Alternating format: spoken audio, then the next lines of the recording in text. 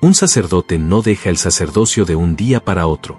Antes de colgar la sotana, primero cuelga el silencio, luego la oración, después el ayuno, y por último, la esperanza. Porque nadie se despierta un lunes diciendo, ya no quiero ser sacerdote.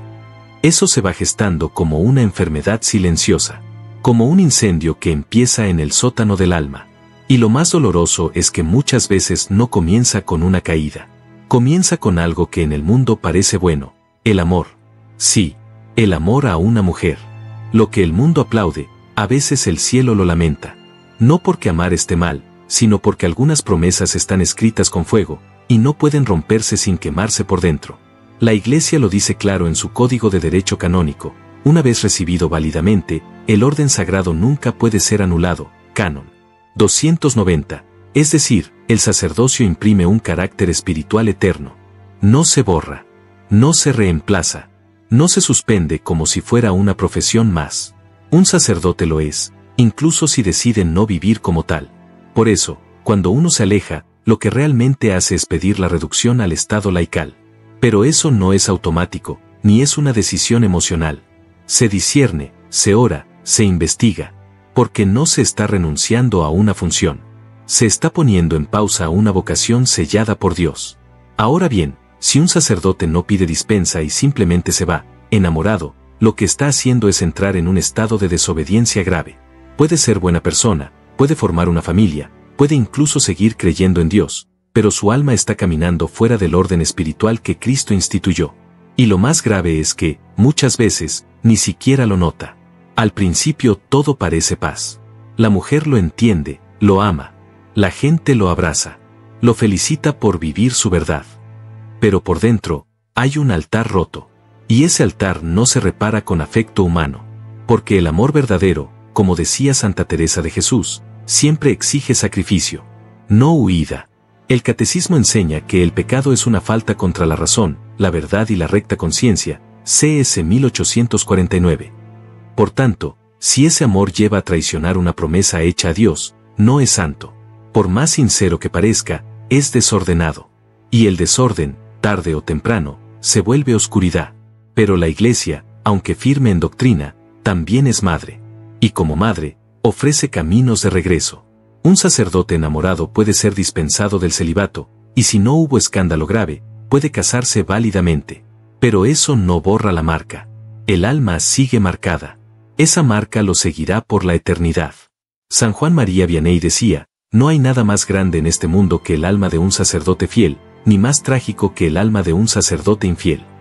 Y es que el problema no es solo lo que hace, sino quién es. Cuando un consagrado cae, no cae solo. Cae todo lo que tocaba, todo lo que inspiraba, todo lo que representaba. El daño es espiritual. Y a veces, irreversible. Valentina Papagna, una mística de vida recta y espiritualidad profunda, compartió revelaciones donde Cristo le muestra el sufrimiento que siente cuando un sacerdote se aparta. El alma del sacerdote es como un cáliz, le dijo el Señor.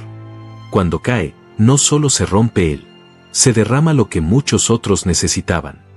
En esa visión, Jesús lloraba, porque veía como cada sacerdote era un puente, y cuando ese puente se rompe, hay muchos que también se ahogan. Lo más doloroso no es que se vaya, es que muchos más se pierden con él. ¿Y si ese sacerdote se arrepiente? ¿Hay esperanza? La respuesta es sí. Hay sacerdotes que han vuelto, algunos como laicos reconciliados, otros restaurados en su ministerio. La Iglesia no le cierra la puerta al hijo pródigo, aunque ese hijo haya celebrado misas. Pero no se trata solo de volver a vestir de blanco. Se trata de vivir como alma herida que ama con cicatrices. Porque las cicatrices no son deshonra, son lección. Y cuando se camina desde el dolor, se puede enseñar con más fuerza. Padre Pío, en sus visiones, hablaba de los sacerdotes en el purgatorio. Decía que sus penas eran más profundas. No por castigo, sino por la memoria del altar abandonado.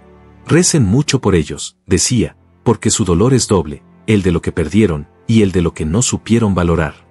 Y ese es el verdadero drama, no haber sabido lo que tenían hasta que lo perdieron. Entonces, ¿qué pasa cuando un sacerdote deja todo por una mujer?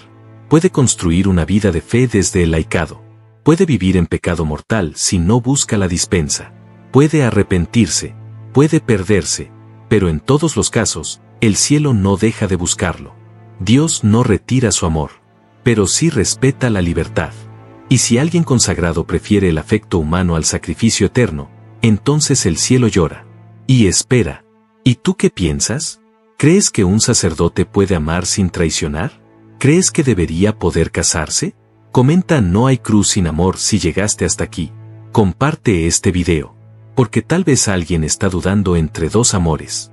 Y esta verdad podría salvarle el alma. Hay un punto en el que el silencio se vuelve insoportable. Cuando el sacerdote que se ha alejado del altar mira el crucifijo en la sala de su casa, y no sabe si verlo o evitarlo. La sotana ya no cuelga del perchero, pero la memoria pesa como un ladrillo en el pecho. Las manos que antes consagraban el pan ahora acarician un rostro amado, pero en la profundidad del alma, algo arde. No es culpa. Es algo más complejo, una mezcla entre nostalgia espiritual y una presencia que no se va. Porque aunque lo haya dejado todo, lo sagrado no lo ha dejado a él. Esa es la cruz silenciosa del sacerdote que ha colgado la cruz. Muchos creen que al dejar el sacerdocio se apaga una misión. Pero en realidad, lo que se suspende no es la vocación, sino la obediencia. Porque Dios no quita lo que da. Lo deja latir, aunque duela. En más de una ocasión, ese hombre vuelve a soñar con el altar, con las homilías, con los rostros que se iluminaban cuando hablaba de Dios. Pero despierta con la mano vacía, tocando una almohada que no responde. Y entonces comienza el verdadero exilio. El exilio del alma que fue consagrada, y se desvió.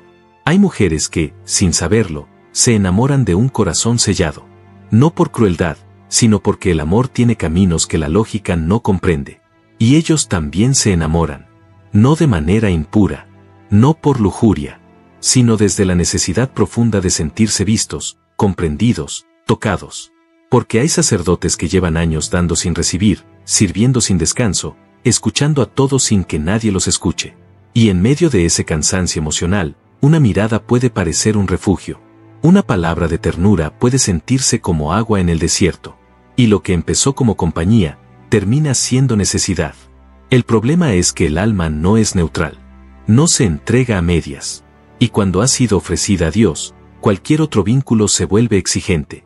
Porque no basta con amar. Hay que decidir a quién amar primero.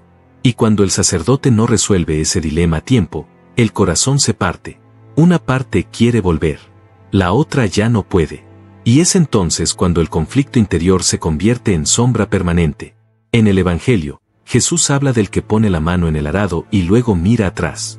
No es digno del reino, dice. No como castigo, sino como advertencia. Porque la fidelidad a lo eterno no permite medias tintas. O todo, o nada. Pero también es cierto que la Iglesia, aunque firme, no es inflexible. A través del proceso de reducción al estado laical, ese sacerdote puede ser readmitido al mundo como laico. Puede incluso casarse válidamente si cumple con los requisitos y el Papa concede la dispensa. Pero lo que pocos entienden es que esa decisión no borra el pasado. Solo redefine el presente. Hay testimonios de hombres que, después de haberse alejado por años, vuelven llorando a una capilla vacía, pidiendo a Dios que los reciba aunque ya no puedan subir al altar. Algunos vuelven como catequistas, otros como confesores en el silencio del anonimato, y algunos simplemente como fieles silenciosos que no quieren que nadie sepa quiénes fueron. Porque duele más haberlo tenido todo, y haberlo soltado. Santa Faustina Kowalska escribió en su diario que vio el alma de un sacerdote que había sido infiel a su vocación. No estaba condenado, pero su sufrimiento era profundo. No por el castigo, sino por la conciencia de lo que pudo haber sido. El fuego que lo rodeaba, escribió ella, no era de odio, sino de nostalgia. Y ese es uno de los dolores más profundos que existen, añorar lo que uno mismo decidió abandonar. Por eso, cuando un sacerdote se aleja, el cielo no guarda silencio. Muchos santos han intercedido específicamente por los sacerdotes caídos. Santa Catalina de Siena pedía a Dios que no permitiera la pérdida de sus ungidos. San Juan Bosco enseñaba que cuando un sacerdote caía, el demonio celebraba más que con 1000 almas juntas. Porque el alma consagrada es una torre. Y cuando cae una torre, muchas casas se vienen abajo. ¿Y qué pasa con la mujer que se enamoró de él? También ella vive un calvario. Al principio todo parece conquista, libertad, un amor que desafía las reglas.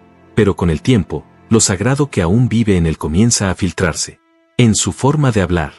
en su forma de orar, en su forma de cargar el pasado. Y ella empieza a notar que no está con cualquier hombre, está con uno que alguna vez fue de Dios. Y eso, se siente. En muchos casos, la relación empieza a fracturarse, no por falta de amor, sino por exceso de vacío. Porque donde antes había misa, ahora hay discusiones. Donde antes había silencio sagrado, ahora hay culpas ocultas. Y aunque vivan juntos, hay noches donde el pasado duerme entre ellos. No hay paz cuando el alma sigue dividida. Y si hay hijos, la herida se extiende. Porque tarde o temprano preguntan. Y no es fácil explicar por qué su padre ya no celebra misa, por qué hay fotos con sotana escondidas en una caja, por qué llora en silencio los domingos por la tarde. No todos los sacerdotes que se alejan terminan así. Algunos encuentran un camino de madurez. Forman hogares que honran a Dios desde lo laico. Pero la clave está en el orden, si lo hicieron con obediencia, si esperaron la dispensa, si pidieron perdón, si vivieron el proceso. Porque Dios no desprecia un corazón contrito, pero tampoco bendice la desobediencia revestida de amor romántico. Hay casos documentados de sacerdotes que regresaron. Uno de ellos, después de 15 años fuera, volvió. Su esposa había muerto, sus hijos eran adultos. Fue recibido con lágrimas por su obispo. Volvió a celebrar misa en silencio, en una capilla rural, lejos de cámaras, lejos del escándalo. Cuando le preguntaron por qué había regresado, dijo, nunca me fui. Solo estaba intentando olvidar algo que nunca se borra. Esa es la realidad. El alma sacerdotal no se desactiva. Puede callarse, puede esconderse, pero nunca muere, porque fue ungida para la eternidad. Y Dios no borra lo que escribió con aceite. Así que cuando alguien dice, es su vida, que haga lo que quiera, está ignorando algo más profundo. No se trata solo de un cambio de vocación. Se trata de una batalla entre lo eterno y lo temporal, entre el amor humano y el amor crucificado. Y esa batalla deja heridas en todos. Tal vez por eso Jesús lloró en Getsemaní. No solo por su pasión, sino por los que lo abandonarían. Por los que, después de haberlo recibido, elegirían otro camino. Pero aún así, no deja de esperarlos. Cuando un sacerdote deja el altar por amor humano, el cielo no emite un juicio inmediato. Dios no lanza rayos. No lo borra de la historia. No lo desintegra en el momento. No hay una explosión sobrenatural. De hecho, a los ojos del mundo, todo parece funcionar. Muchos comienzan una nueva vida. Se casan. Tienen hijos. Trabajan en cosas comunes. Son vistos como hombres normales. Pero eso es lo que muchos olvidan, ya no eran hombres comunes. Su alma fue configurada con Cristo sacerdote. Y aunque cambien de casa, de ropa, de país, esa marca no se borra. Porque no fue puesta por una institución, sino por el mismo Dios. El Concilio de Trento lo dejó por escrito, el orden sagrado imprime carácter. Es decir, sella el alma de modo irreversible. No es una misión como cualquier otra. Es una consagración permanente. Como una cicatriz que no se ve, pero arde en el momento exacto en que la vocación es traicionada. Por eso, aunque aparentemente todo vaya bien, el alma no calla. Ni el cielo olvida. Porque hay decisiones que, cuando son tomadas por quienes fueron ungidos, se registran en el mundo invisible con tinta que no se borra. Pero entonces viene la pregunta incómoda. ¿Un sacerdote que abandona su vocación por amor a una mujer, puede salvarse? La Iglesia no emite sentencias sobre almas individuales. Ni siquiera sobre los más pecadores. Solo Dios conoce el corazón. Pero sí establece principios firmes. Uno de ellos, el pecado mortal no arrepentido conduce a la condenación eterna.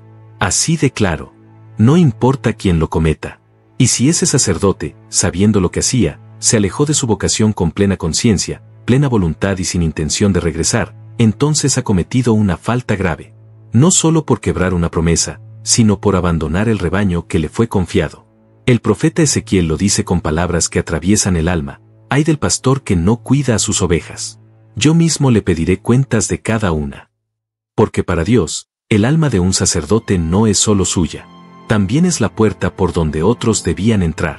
Por eso, cuando cae uno, caen muchos. Y el escándalo, si no se repara, se convierte en un peso espiritual enorme. No solo para él, para todos los que, por su culpa, se alejaron de la fe. ¿Entonces están condenados? No necesariamente, porque la misericordia no se cierra. Pero deben arrepentirse, volver, pedir perdón, reparar, no con palabras, con vida. Y esa conversión no siempre es sencilla, porque el orgullo disfrazado de amor impide muchas veces el retorno. Ya está hecho, se dicen, Dios se entenderá. Pero la comprensión de Dios no es tolerancia blanda, es amor crucificado, es justicia que abraza, pero no ignora. Por eso, si no hay dolor sincero, si no hay propósito de cambio, si no hay humildad, entonces no hay perdón. Santa Brígida de Suecia, una de las grandes místicas aprobadas por la Iglesia, recibió visiones donde Cristo le mostraba el sufrimiento de los sacerdotes infieles. En una de ellas, Jesús decía, sus palabras eran dulces en el altar, pero venenosas en el secreto de su corazón. Me cambiaron por el polvo del mundo. Y su castigo no es el fuego, sino la ausencia de mi presencia. Esas palabras duelen, porque no describen un castigo externo, describen un abandono interior. Una alma consagrada que camina sin la luz que un día habitó en ella. Eso es una forma de muerte espiritual. Pero no todo es oscuridad. Hay luz. Y viene de quienes entendieron su error. De los que cayeron y se arrastraron hasta el confesionario. De los que, aunque no pudieron volver al altar, vivieron el resto de sus días como penitentes. Algunos en silencio, otros ayudando en parroquias, pero sin revestirse de lo que un día usaron con orgullo. Uno de ellos dijo antes de morir, nunca fui tan sacerdote como cuando supe que ya no merecía serlo. Porque la gracia opera donde hay verdad. Y la verdad empieza por el reconocimiento del pecado. También hay testigos desde el otro lado. Revelaciones como las de María Sima, mística austriaca que decía recibir visitas de almas del purgatorio, narran con detalle cómo los sacerdotes que abandonaron su vocación sufrían no por lo vivido, sino por el bien que dejaron de hacer. Una misa que no celebraron. Una confesión que no dieron. Un alma que se perdió por no estar allí. Y eso no se compensa con abrazos humanos. Se repara con sufrimiento espiritual. Con entrega silenciosa.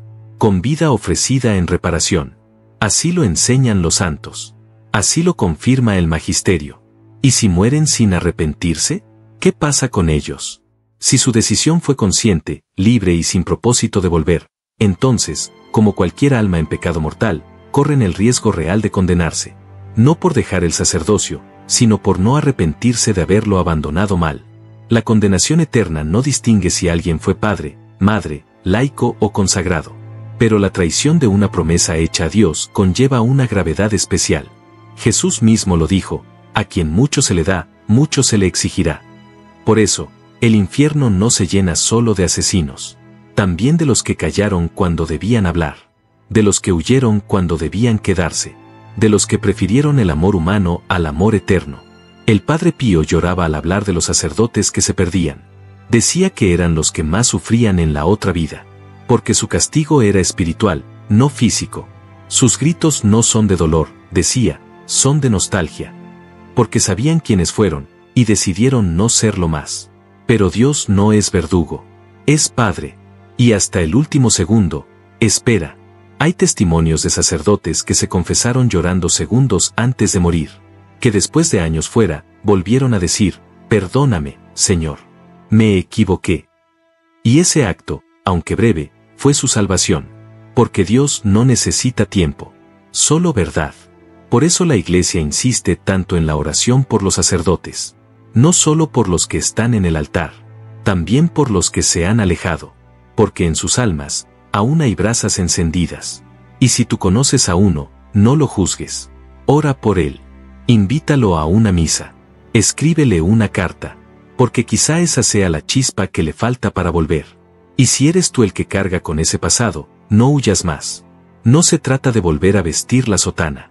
Se trata de reconciliarte con Dios. De volver como el hijo pródigo. No por miedo, por amor.